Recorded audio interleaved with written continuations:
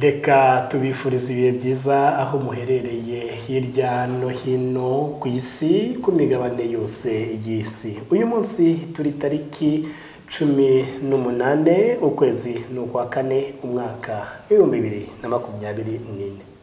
Tewiriwe Wiwe neza mayi gukare navuze ngo 2026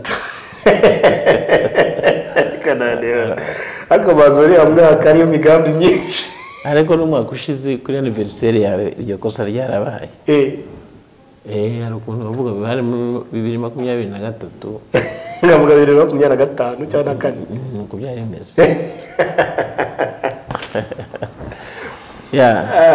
ntabwo biba byoroshye ni 2024. Icyo usabwa ni ugukora subscribe yiduhe rwose kuko ntacyo kuyibika muri telefone uri kuduhombya nta kindi tugusaba ariko na share na share rwose niba ufite aho share zaragabanuka uboherereze nta kibazo na like genda zikora Theo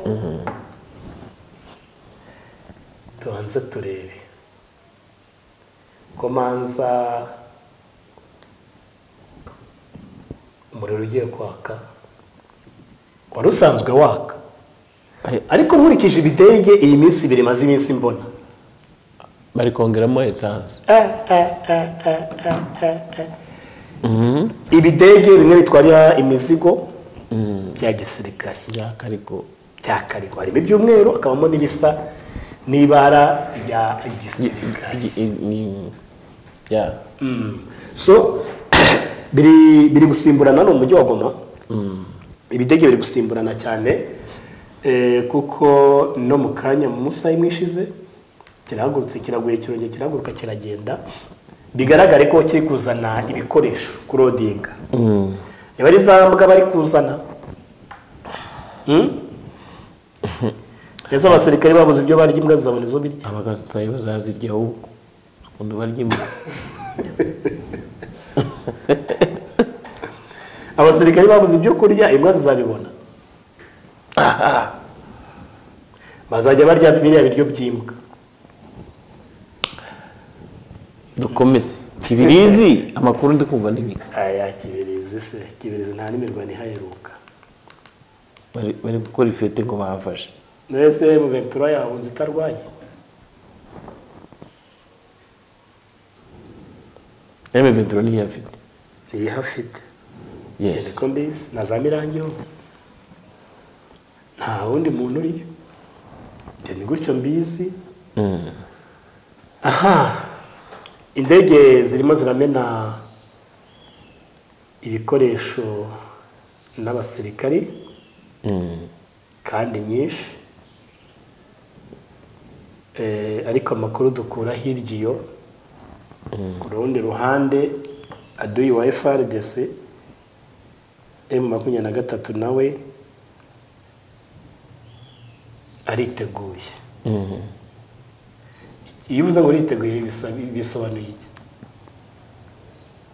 kumuriro ugiye kwaka kuko mu makuru ya kare twigeze kubivugaho yuko n'abayobozi babo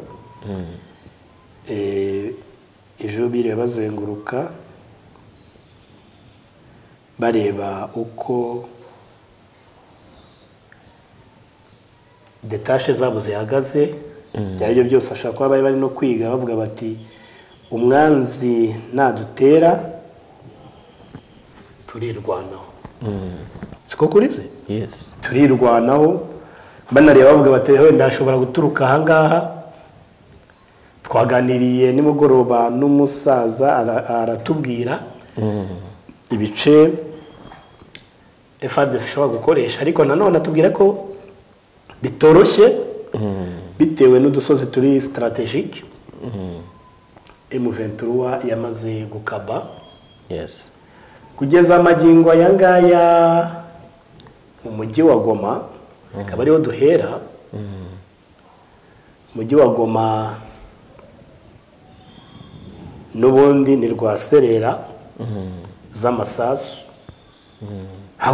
ntabwo ushobora kwira amasasu atavuze ntibishobora gucya amasasu atavuze n'ubundi abapolisi bashatse kurasana n'abazalendo niba ariyo bahita niba ari CCRK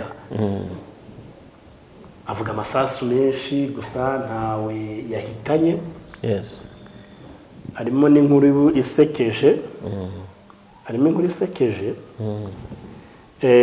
aho abazalendo babiri bagize batya bari kuri moto bari bavuye za Majengo bageze kuri Turalampe je pense za Mabanga barangije babona konvoye ebyiri za gisirikari n'agakuru kanseke babonye ko bari bambaye civili bafite n'imbunda baravuga ati tunitwe bakurikiye bagiye kudufata. Bari kuri moto abamotari babahetse umwe kuye n'undi kuye barangije uko biruka niko konvoye nazo zirukaga zibakurikiye.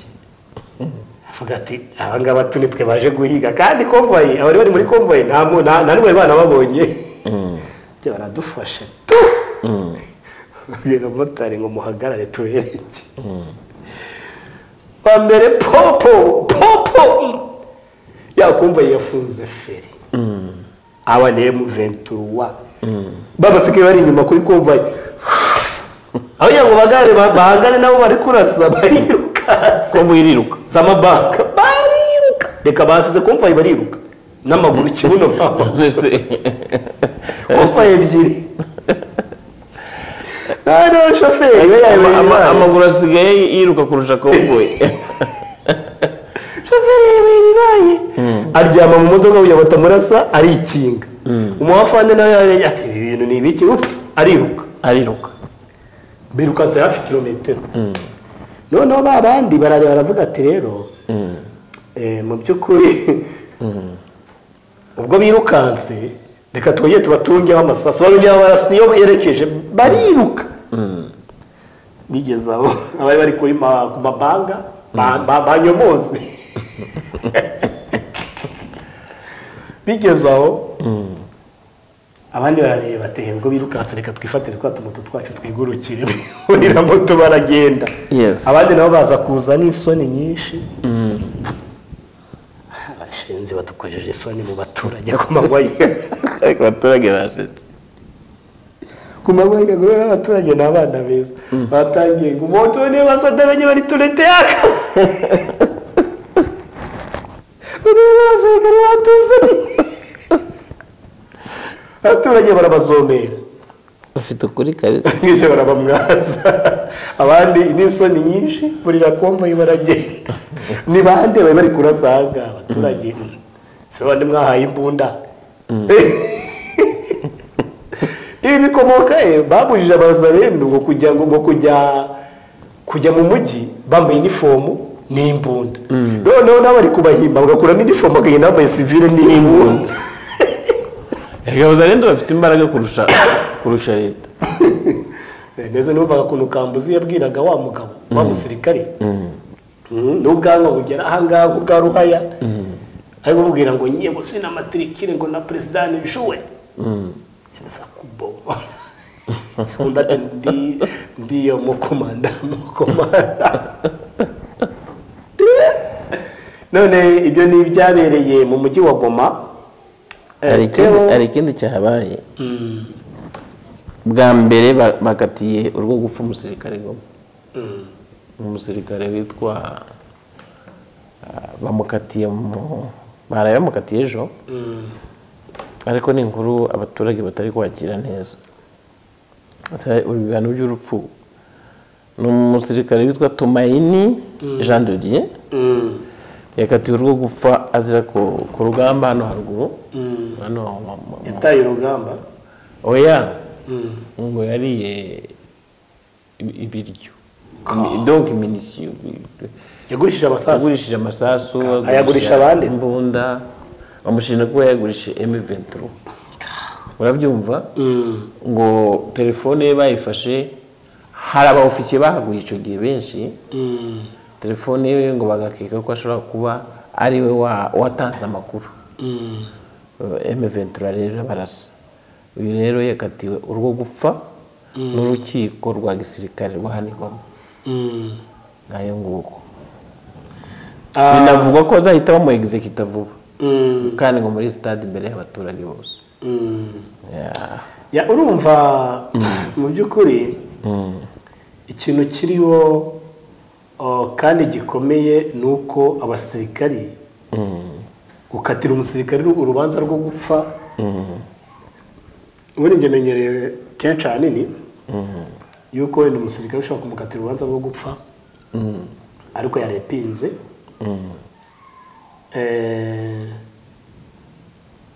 kurepinga, kwica mugenzi we, kwica umuturage amuhoye ubusa, amurenganya.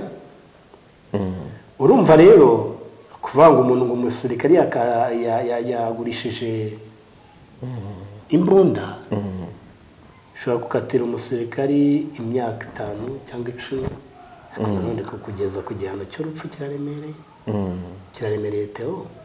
Ni kibi. Kiraremereye. Nta kintu ukemuye gikomeye burya. Kabisa. Turacyari mu mujyi wa Goma. Mu mujyi wa Goma abazalendo batutse imihanda yose, bavuga imihanda yose. Bakuzira ryandi bavuze ni he? Hani Goma. Mukanya. Maji wati?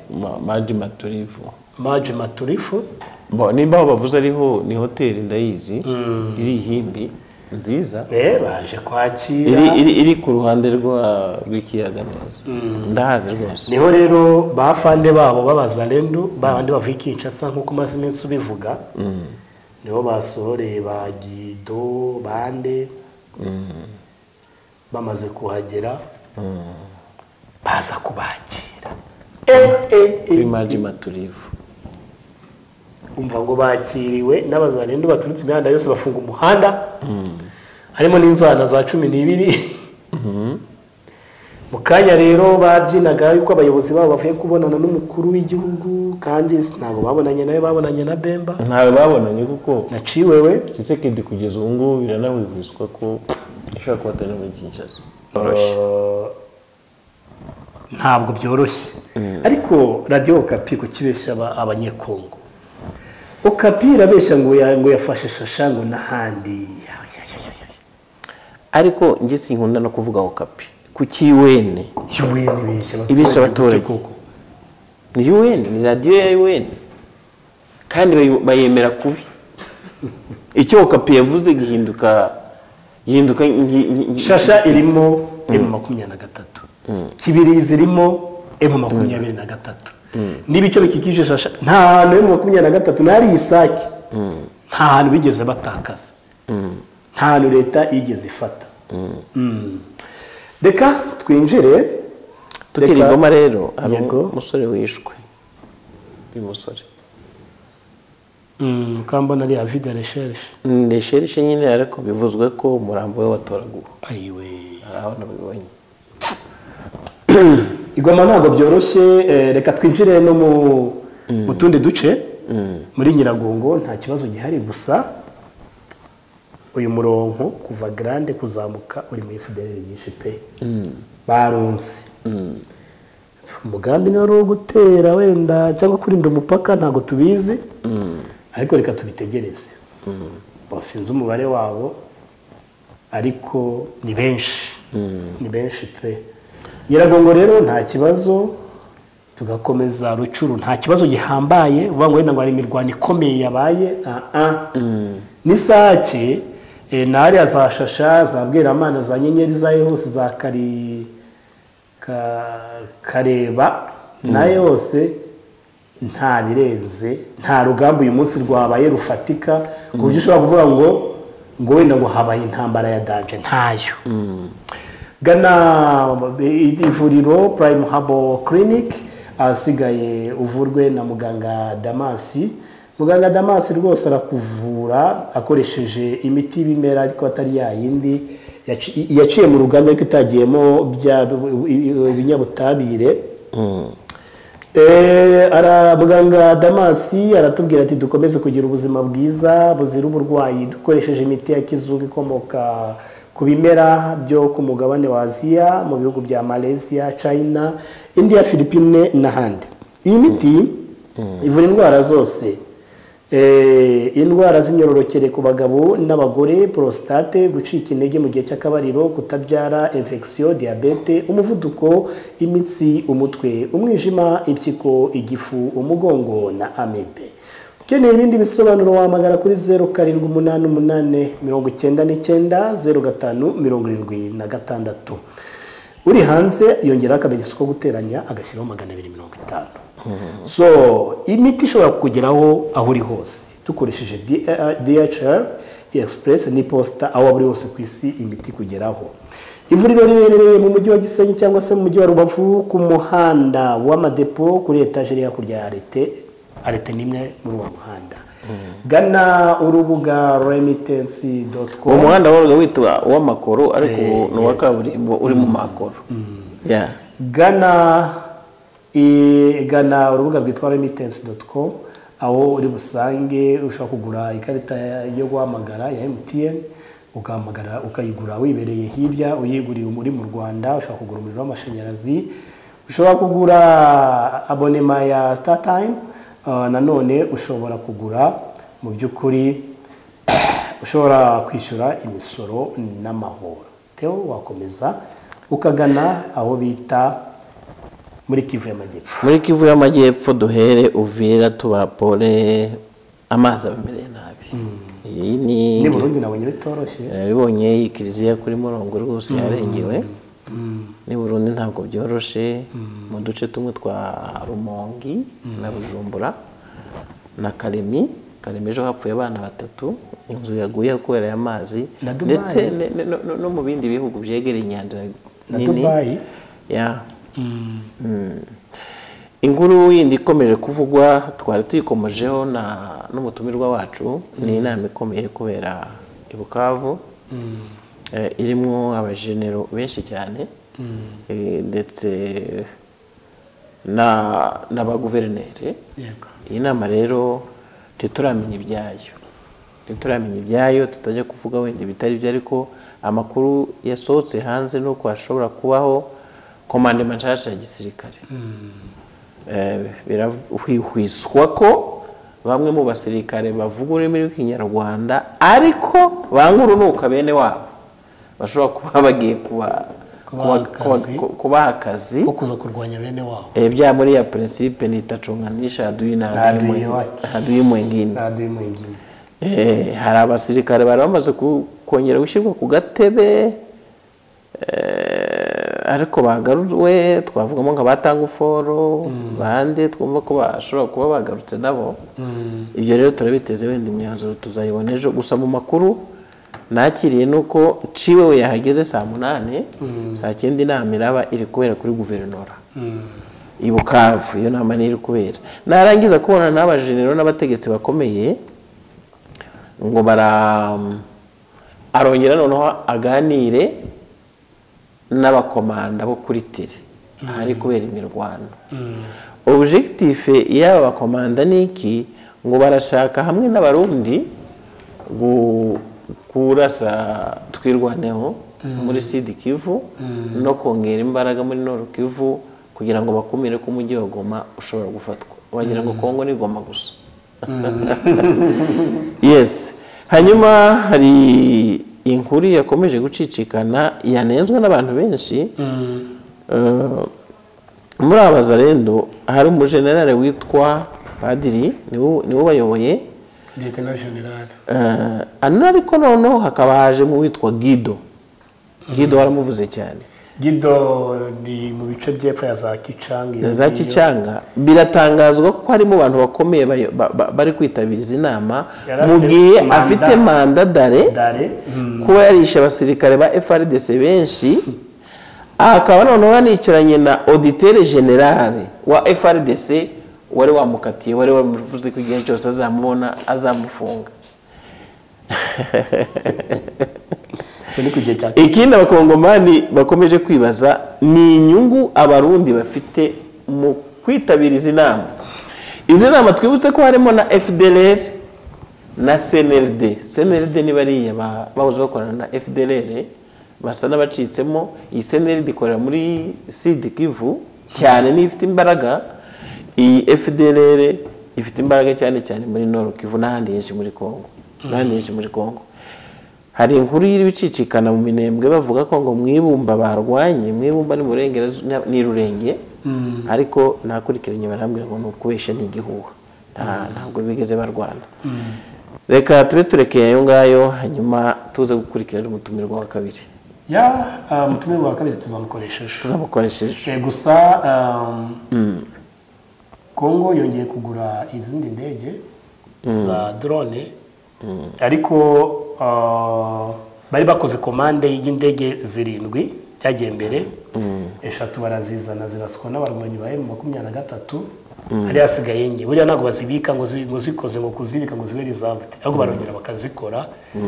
Wenda abumvaga ariko yaguze izindi cyashya sibyo, ahubwo ni zazinde 4 zari zasigaye bagiye kuzana mu rwego rwo kugira ngo bakomeze ibitero ku barwanyi ba M23.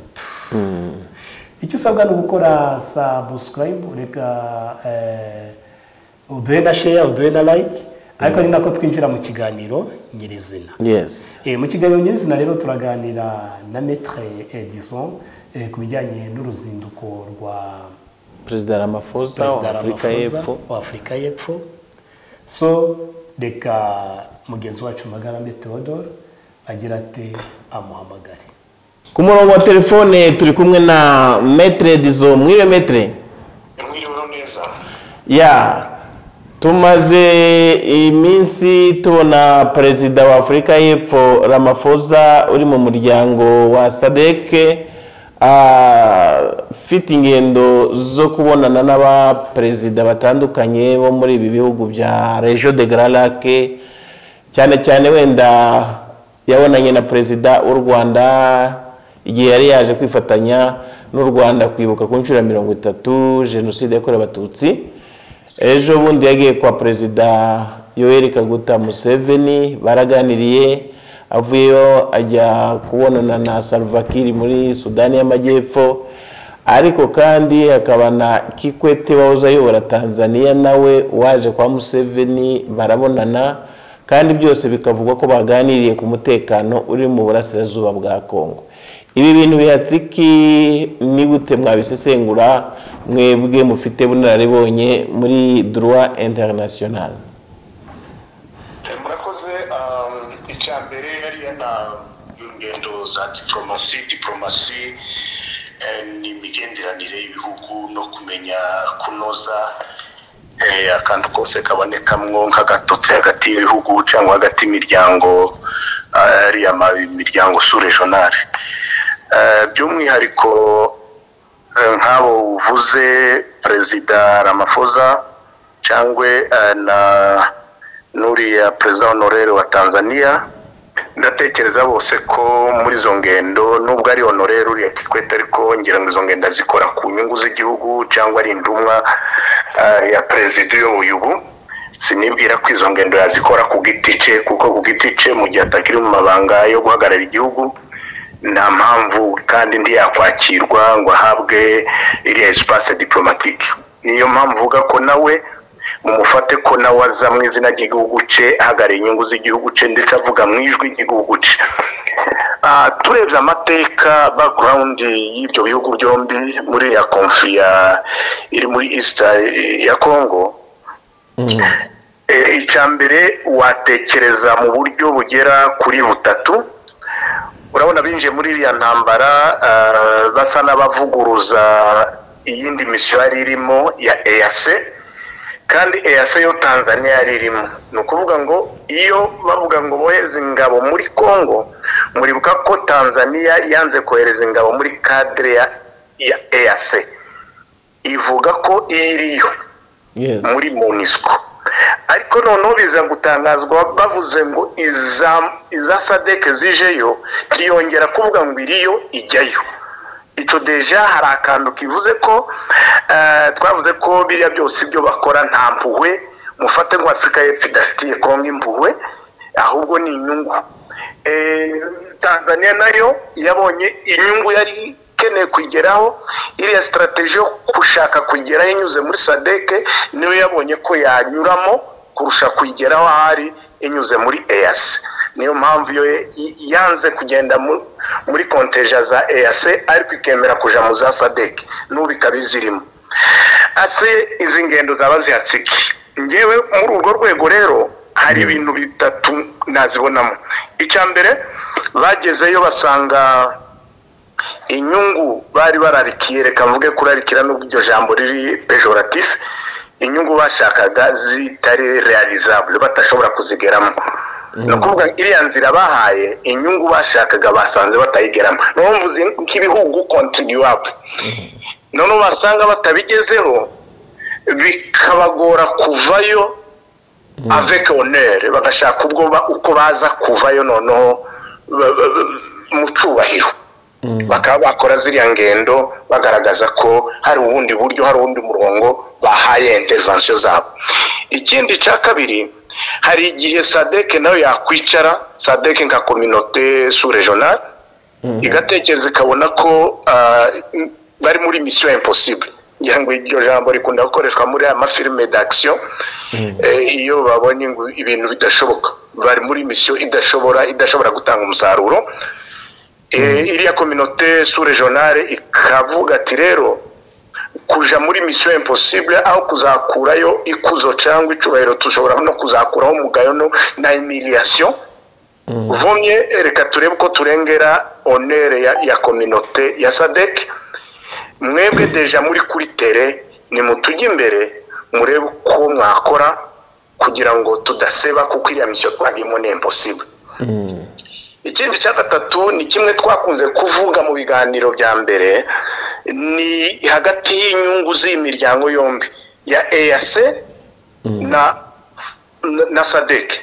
Twavuze ko bafite inyungu ziruti z'ibihugu izole. Bakaba bavuga ati noneho twirashije kuri tere ko turisenya, ari SADC irasenyuka, ari EAC irasenyuka. Inyungu zacu arizo dushira imbere, reka tunegosie turebe uko twa iriya tere twa exploita twese kandi noneho tukareka gusenyana. Bakashobora ku harmoniza les méthodologies, les approches. Nge nizo nzira zitatu. Ariko nanone turi muri ya mbere yo kumva ko biriya bihugu za contribuable byari bifite intérêt individuel cyangwa intérêt egoiste yabo ku giti cyabo, cyane cyane ndanenga Tanzania nk'igihugu cyari muri EAC ticemera ugitanga cyangwa gihagarara, ariko condition zapojeje zo kutayijyamo zagera muri SADC kikazirengagiza. Ngetekeza cyane ko nabo bageze hariya bagaya partenaire wabo ari we leta ya Congo. Babona ko ari partenaire ari muri credible, utizewe, mweze efficace, udafite imbaraga, utizewe kandi udafite imbaraga. Bikaba byatuma bagerageza kurengera honneur y'ibihugu byabo. Nizo nzira zitatu. Ya mbere navuze nkarezume nakora nuko biriya bihugu byabonye ko inyungu byari birarike cyangwa byari bikurikiye bitazayigeraho, bidashoboka ko yagerwaho, ahubwo bigashaka uburyo bibivamo avec honneur. Ikindi cya kabiri ni communauté ya SADC nyine yabonye ngiri muri mission impossible, igakenera kubirangiza. Cya gatatu noneho yaba ari espace diplomatique yo gukemura amakimbirane yabaye hagati y'imiryango ibiri, EAC na SADC, kandi ivangiwe n'igihugu kimwe membre wa byombi. Noneho Congo ni membre wa SADC, Congo ikaba membre ya EAC, irabicanga irabiteranya. Ngira na president wa Republika y'u Rwanda yarabivuze ko hari ibihugu bimwe byinjira mu miryango byamara bikayiteza amakonfli. Bakaba bavuga ati reka noneho dukre espace diplomatique dukemure bino bibazo igihugu kimwe ndicavanga imiryango ingana gutya igizwe n'ibihugu byinshi. Mbere yuko atangira ziriya ngendo, hari amakuru yakomeje gusohoka mu bitangazamakuru bitandukanye mpuzamahanga bavuga ko ingabo za M23 zaba zaragoteye ku rugamba ziri n'abafata abasirikare ba Afrika y'Epfo nabi bindi bihugu bya SADC biri muri izi ntambara, bikavuga ko kiriya cyaba ari ikimwaro ari gushakisha uburyo bamurekurira abasirikare. Ibyo bikaniyongeraho ko yaba arimo gushakisha uburyo biviramo mu kinyabupfura badasebye. Mwabisanisha mute n'izo realite zitatu mutanze? Ngira ngo iya mbere irasubiza icyo neza. Twavuze ko ibihugu bitanga contribuable, ndatekereza ko bya bihugu bya contribue mu ngabo za SADC ari iriya Tanzania, ari iriya Afrika y'Epfo na Malawi, ngira ngo nibyo. Rero bagezeyo niyo navuze kugira ngo bakontribue, bihute gukontribue, ibindi bikifata desistema, bikavuga ati okay, twebwe uwo mwanzuro turawushigikiye ariko nta ngabo zacu tubaho. Ariko bo bikitogeza bikanawuvuganira cyane, kuvuga bigapleta kugira ngo bijyemo nuko hari inyungu yihariye y'ibyo bihugu. None iya mbere, hipoteze ya mbere ivuga ko ibyo bihugu byagezeho bisanga inyungu byari byahagurukiye idashoboka, ahubwo bigiye kuvamo byasebye.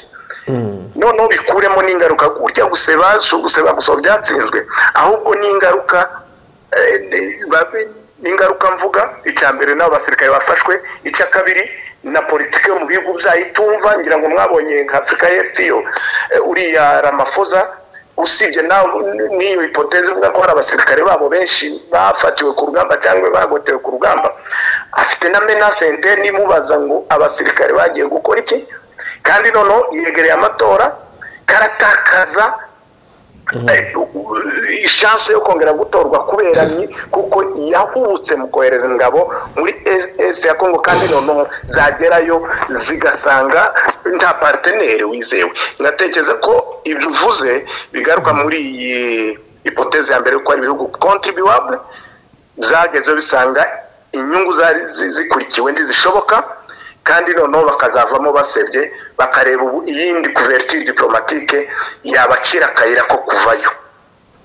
Niba ibyo rero muri ako kayira ko kuvayo avec honneur, no kuvuga ati twebwe muri mwebwe ba EAC mwongere mudufashe, mwebwe mwavuyeyo mwemye kuko mutiyanduje muri ziriya ntambara, mwadufasha nk'ibihugu mukaturebera, nenda nimwe mwabwira n'abariya kuko mwe mwagiye mugakora mission interposition, bari badufitiye abantu nimwe bizeye, nenda mwatugiye imbere tukanegosya bakavayo. Ariko rwose izi hipoteze eshatu numva arizo bashobora kuba barimo birukamo. Mu makuru wishize hari amakuru twamenye ko no mu byo baganira bari gupropoza ko mu mujyi wa Goma Nord Kivu EAC igomba kugaruka noneho bagafatanya na SADC, bagasaba ko leta ya Kongo abasirikare bayo baje ku birometero 150 n'abazarendo. Ibi niba ari byo murabona bishoboka? Ubwo rero harashirwamo parti, ubwo deja parti zibiri zirimo ziganira ni EAC na SADC, ariko abahanganye ntibarabaye implika. Icambere bashobora kuyipropoza gutyo parti imwikanga muri ziriya zihanganye. Kongo nifite monopole yo gurinda ubusugire bw'igihugu. Nta muryango numwe waza ukabwira Kongo ati wewe vaha tubasigara tubacunze, keretse Kongo yaba yabonye ko yatsinzwe ikaba ari iba negosi, kavuga ati nimudufashe muhasigara naho kugira ngo twiruke tuhasigire uwo tugwana yaturushije imbaraga. Icyo gihe naho nabo ndi bashobora kwiyempoza kuri no munsi SADC ntiyahindukira ngibe umuhuza kandi yiriwe rwana kuri tere. Nicyo gituma ubona barimo birukira kuri EAC. Kuri no munsi SADC n'umurwanyi imbere ya M23, imbere ya Fleuve Congo. SADC n'umurwanyi ko barasana kuri tere, ifite statut y'umurwanyi, ni allié wo barimo arwana, n'umufatanya bikorwa wo barimo arwana. SADC rero nta kintu, nta somo yaza ngivuge sinzi nimba none Fleuve Congo yakwizera SADC ivuga ati no SADC turakwizeye twaza turwana ariko twongeye kwizera ngahe tugusubiza ubutaka bwacu. Keretse la seule voix bakasubira bo SADC kiretira ikavuga ati twebwe twasanze twarakoze approche tafatika, reka mwebwe noneho mugaruke EAC. Ikindi naco EAC no munsi esiragaruka yongera ibwire M23 cyangwa Fleuve Congo ngo izatere mwari mwaraduhaye bikananirana mwongere muziduhe. kibagenda muri ibyo byanze bikunze n'indi espace ya négociation kuno munsi kandi négociation burya iterwa na parité de force iyo abarwana banganya imbaraga nico gihe banegosia ariko ufite imbaraga niwe wiyempoza kuno munsi Fleuve Congo ifite imbaraga igosa umujyi wa Goma nta menace ifite nukuvuga ngo ishobora kubabwira ati pas question twebwe mudusigira umujyi cyangwa eyasenize dukorane irebe nimba twubahiriza uburenganzira bw'abaturage tubacungire hamwe ariko natwe kubera ama execution arimo akorwa na leta n'abazarendo none Sadeke bari kumwe Sadeke ni partenaire ni ukuvuga ngo nabafatanya bikorwa ni nabafatanya byaha birimo bikorwa kumva rero Sadeke kugaruka muri iyo mission M23 byemeye yabitati igihanga ifitanye n'abaturage ni gute wavuga ngo no ndasubira nifate uri mu bica uri murebera babica uri mu ushigikira barimo babica mubasige mu muko ibyo Sadeke itari mikora none izabikora ari uko gute nge ngumva Sadeke nibanze kuyijanditse muri biriya bikorwa ikaba umurwanyi nge numva kandi M23 na ariyo na niri Alliance Congo bari mu position de force bakagombye kwempoza ikintu cyitwa Sadeke kikavaho niba hari indi structure bizeye nayo noneho bakanegosia kuko ni bari muri position de force bakempoza nabo ariko noneho cyaje cyo kuvuga ngo nibo bari muri position de force bashobora kwempoza amakuru dufite ko Congo ishaka gukora autoprise en charge politico sécuritaire militaire tunabisanishe n'inama idasanzwe iri kuba nona mu mujyi wa Bukavu yitabiriwe n'umugaba mukuru w'ingabo Ciwewe General Ciwewe ba generale ba Masunzu n'abandi benshi bari mu mujyi wa Bukavu ndetse ngo kaza no kubonana n'izindi nzego z'abazarendo hamwe n'abarundi ese mwabisanisha mute murabona ko iyi kigezo ko Tshisekedi yamaze kubona ko akimuhana kazi imvura ihize ndanibuka ari discours imwe bakitikaga mu buto ngo plus il monte en grade plus il perd la puissance nawe keretse ari uko parce que kuri uno munsi sinzi izindi mbaraga Tshisekedi yashingiraho asaba prise en charge yakoresheje imbaraga ziwe zose zishoboka zirananirwa yiyambaza ibihugu byose muzi n'imiryango birananiwe yiyambaza abacancuro bataceme muri droit international kuko gukoresha abacancuro kirazira mu mategeko mpuzamahanga ndibitemewe iwe ayarenga harabakoresha ahamagara za milisi zose interne ziriya za milisi national nyine zo mu gihugu zishoboka usibye abavuga ikinyarwanda zirananiwe yiyambaza za milisi z'ibihugu ari FDLR ari na ziriya zitera ubugande zirananirwa ese uno munsi yashingira kukavuga ngo ari fata en charge il va se prendre en charge sur base de quoi je ndatekeza kila épuisé bavuga ngo wahiriye mu nzu nta burapfunda umutwe uriya ni ukureba reba uko aho bapfunda umutwe ariko prise en charge uyikora wari yubatse warabonye umwanya wo kwiyubaka ariko nimba waragaragaje imwaye zose ufite ukiyambaza n'izindi shoboka none sur le plan kuri terre bikakuzambana sur le plan diplomatique n'abariye bakuvaho uwahaguruka ukavuga ngo urakora prise en charge ivuye prise en charge ngo akimuhana ahubwo warakazanye kakangana ko imvura yanze ni ntabwo bayiriya namiteye ngo kubura bapfunda umutwe barongera bapfundikiranye ariko nda indi strategy kuko buri gihe abanyekongo bari mu guma gucurira ingabo zabo ngaho zihunze hose ngo bazavuga ngo ni reprise stratégique niyo nama nayo ishobora kuvamo reprise stratégique kuvuga tandacho tubiyashoboye reka dusubire inyuma tubwira abaturage ngo dukoze reprise stratégique turekura umujyi wa Goma ndi tukiwushoboye tugiye Bukavu pour reprise stratégique nimba bahunga province irimo intambara bakajya gukorera mu yindi no kuvuga ngo bemeye ko batakifite nimba batakifite rero bashobora kuva hari bavuga ati strategiquement tuyivemo n'ubundi ko turica abaturage babaye honnête bageze bakabwizanya ukuri barebana mu maso bakabwiranye bakavuga ati umujyi wagoma ntitufite usibye guteza akaga abaturage kugira ngo aka kaga katakomeza kuba ku baturage reka turekure turi ruhande pour l'intérêt y'umuturage none iyo reprise stratégique twireorganize mu gisirikare haro numvaga bavuga ni riyoge bakoze riyoge nienda baje kuresista batutsana naho no munsi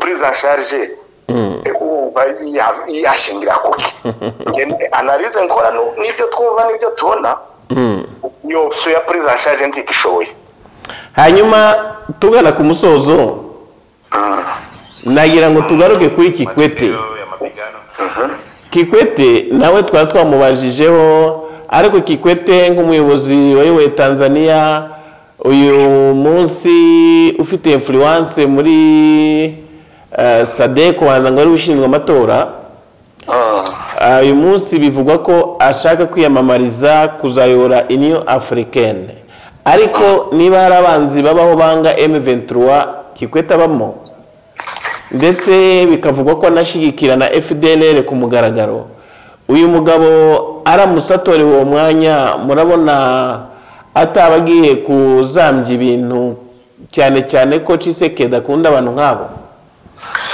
murakoze icyambere Kikwete ni umuntu wapatoje cyane wivanze cyane kandi yivanga nabi muri kiriya kibazo cya Kongo kuva kuri M23 ya mbere muribuka ajayo agezeyo n'amaproposiyo yakoraga ndatekereza ko yageze naho abanyarwanda tumufata nk'ufobya apana nk'ufobya yageze harengera afobya na jenoside yakorewe abatutsi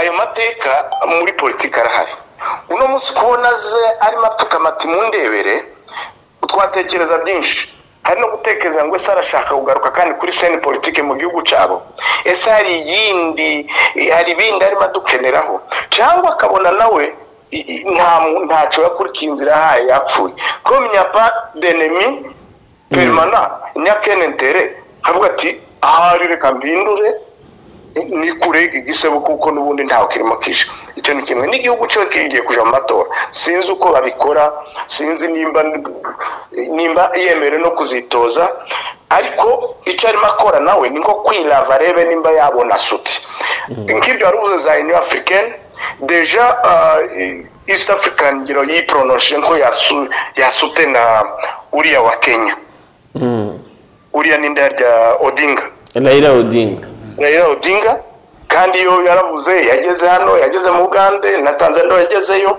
sinzi nimba uno munsi bamwemerera ngo East African Community tange abakandida babiri ese kuri uno munsi East African yatanga umukandida Tanzania gacisha undi wayo muri SADC avuye mu gihugu membre urumva toujours abagiye kuba ya conflit d'intérêt entre les deux organisations ndumva nabyo babijera bakavuga nimba we uri muri East African ujana umukandida wawe iriye no kuvuga ngo kuratrayiza koze yacu ibyo babiregla nsinzi mbitindaho ariko anashoboye gutorwa Union Africaine n'igisi uriya Fakiyo ndahari si umwana mwiza yadufashije cy'abantu bari bapfa buri munsi yicaye hariya nta na kimwe ntacyo yishe nta nicyo yakijije iriya ni imyanya itari contraignante ni ukuvuga ngo ni imyanya iraho gusa iri politike ariko idafite force imbaraga zo kwiyempoza aho ubona mujyanyeho ni byiza nta nico yakora nta nico twamutinyira uriya ntabwo rwose iriya ni post iri aho ngaho iri diplomatique gusiraho yakora iki urabona cyane cyane ni Union Africaine ifite force yayira cyo gituma buri muryango w'Irwanda nta n'igisirikare gira inde uriya Kikwete ni ndani igisirikare Union Africaine ifite reka tubashimire metre ntacyo ni ibintu gusa ahubwo wabona ni imiryango mito n'igi ikobeta n'utundi ariko nayo kugeza uno munsi kiraza yipakura influence zimwe zitafatika urabona ka CDAO deja habonetse abasore bavuga ati no tindi byo kubwirwa n'umuzungu ngo munyuraha tugiye kwitekerereza aho East African Community irimo abagabo bafite umurongo uhamye ari President Paul Kagame ari Museveni ndetse n'uriya wa Kenya urabona ari abantu bihagazeho bafite umurongo batekereza kumva rero na Union Africaine bashaka baheke Kikwete ntacyo yatwara M23 turabashimiye cyane metre murakoze ku kiganiro cyiza murakoze namwe